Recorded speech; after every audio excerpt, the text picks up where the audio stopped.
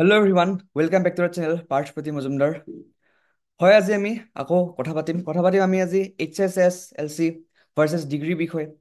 বহুতে কাট অফৰ ভিডিঅ'জ দি আছে, মই নিজৰ কাট অফৰ ভিডিঅ'জ দিছোঁ, এণ্ড বহুতে ভাবি আছে যে কাট অফ যদি আমি ক্লিয়াৰ কৰোঁ তেনেহ'লে আমি চাকৰি হয়তো পাই যাম। এণ্ড কিছুমানে ভাবিছে কাট অফ ক্লিয়াৰ কৰিলেও আমি চাকৰি নাপাওঁ, তাতকৈ বহুত বেছি ভাল স্ক'ৰ আনিব লাগিব। এতিয়া আজি আমি কথা পাতিম যে আপুনি যদি কাট অফতকৈ 1 মাৰ্কৰ বেছি পায় বা যদি কাট অফখিনিও পাই যায়, ঠিক আছে, কাট অফ কিমান হয় নাজানো, বাট যিমানো কাট অফ হ'ব কিয়, যদি আপুনি কাট অফ ক্লিয়াৰ কৰে, জাষ্ট ক্লিয়াৰ কৰে, তেতিয়াও আপোনাৰ চাকৰি পোৱা চান্স আছে। কেনেকৈ আছে আজি আমি কথা পাতিম। এণ্ড যদি আপুনি এতিয়া এতিয়া চাওক, এতিয়া ইয়াত এটা টুইষ্টো আছে বাৰু, যে এইটো সকলোৰ কাৰণে এপ্লিকেবল অবভিয়াছলি নহয়।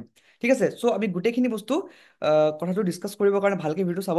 আই hope this video' will help you, because বহুতে ডাউট আছে যে মানে কি হ'ব কি নহ'ব। So' let's start. তাৰে আগতে আমি জানি লওঁ যে পোষ্ট কিমান আছিলে, আমাৰ টোটেল পোষ্ট কিমান আছিলে। চ' টোটেল আমাৰ পোষ্ট আছিলে 7,650।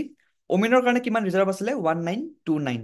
ঠিক আছে, এতিয়া মই ইন ডিটেইল গোটেইখিনি বস্তু ব্ৰেক নাই কৰা, বিকজ যিহেতুকে অলৰেডি ৱেবছাইটত পাই যাব বা ইউটিউবতো পাই যাব আপোনালোকে, একো প্ৰব্লেম নাই। বাট থুলমূলকৈ ক'ব গ'লে 7,650টা পোষ্ট আছিলে আমাৰ গ্ৰেণ্ড টোটেল। ওমেনৰ কাৰণে আমাৰ এইখিনি পোষ্ট 2,000টা পোষ্ট ধৰি লওক আৰু ৰিজাৰ্ভ আছিলে। ঠিক আছে, অ'কে। HSS LC কাৰণে মানে ক্লাছ 12ৰ যিটো পৰীক্ষা আছিলে, যিটো আমাৰ 15 ছেপ্টেম্বৰত হৈছিলে, তাৰ কাৰণে আমাৰ কিমান আছিলে? 2,670 পোষ্ট আছিলে।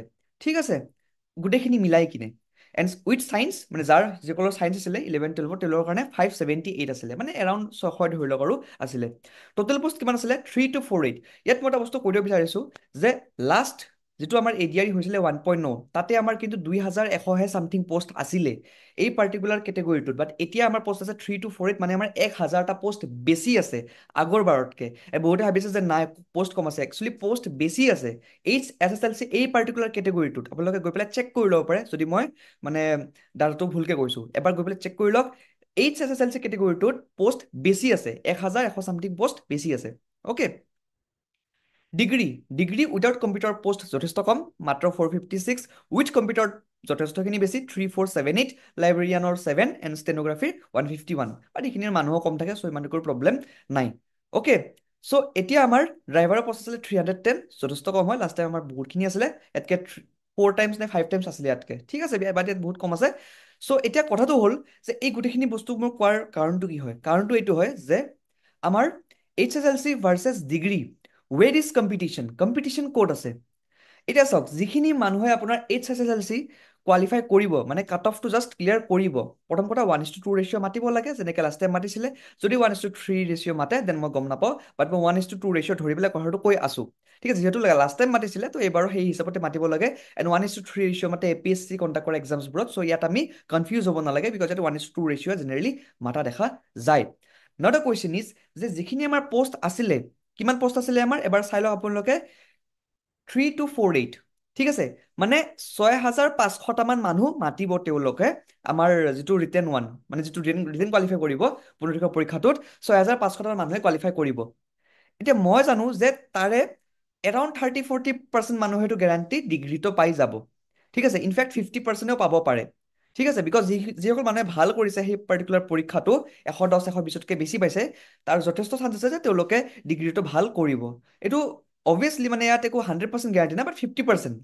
যে 50% HSS LC কেণ্ডিডেট যিখিনি ভাল কৰিছিলে, 50% চান্স আছে যে তেওঁলোকে ডিগ্ৰীটো ভাল কৰিব।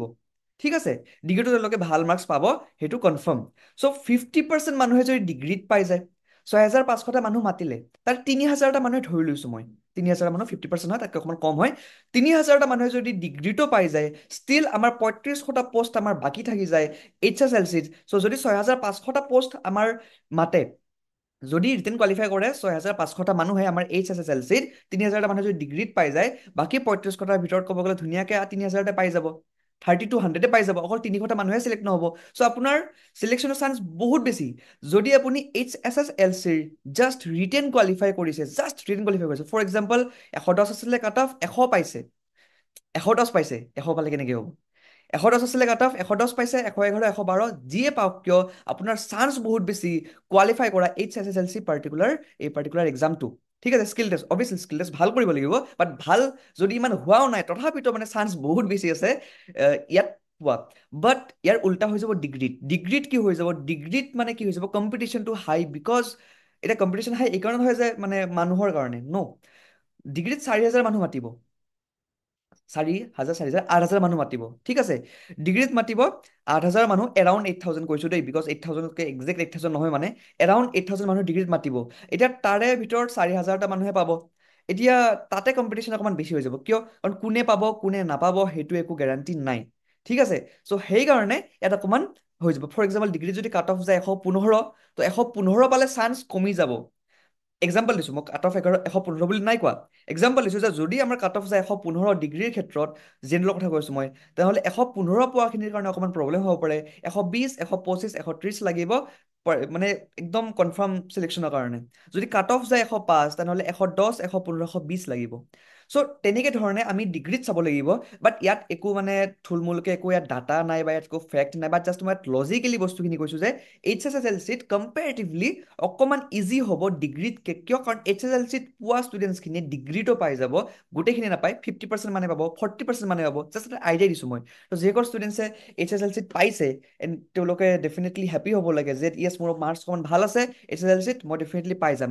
ডিগ্ৰীত যদি আপুনি ভাল মাৰ্কছ নাইও পোৱা, যদি আপুনি HSLC-তো ভাল মাৰ্কছখিনি পাই থৈ দিছে, ষ্টিল আপোনাৰ চাকৰিটো কনফাৰ্ম বুলি ক'ব পাৰি। তাৰ কাৰণে আপুনি স্কিল টেষ্ট ভালকৈ দিব লাগিব। যাৰ কাৰণে স্কিল টেষ্টৰ কাৰণে আপুনি আমাৰ ফ্ৰী টেলিগ্ৰাম গ্ৰুপ জইন কৰিব পাৰে। তাত মই অলৰেডি গোটেইখিনি কণ্টেণ্ট দি দিম, অলৰেডি দিয়াই আছে, বাট আৰু ষ্টিল মই দি দিম গোটেইখিনি কণ্টেণ্ট যে কি কি ভিডিঅ' চাব লাগিব বা কেনেকুৱা কি কৰিব লাগিব, যাৰ কাৰণে জইন কৰিব পাৰে। থেংক ইউ ফৰ ৱাচিং this video'. I hope this video' have help you. And ইয়াৰ পৰা আপুনি কিবা এটা হ'লেও আইডিয়া পালে যে একচুৱেলি মানে কাট অফ মানে ক'ত বেছি যাব পাৰে, ক'ত কম যাব পাৰে, বা কাট অফ ক্লিয়াৰ কৰিলে চাকৰি পাম নে নাপাম, বা ক্লিয়াৰ কৰিলে কিমান বেছি পাব লাগিব, এটা থুলমূলকৈ আইডিয়া মই দিবৰ কাৰণে চেষ্টা কৰিলোঁ। Thank U.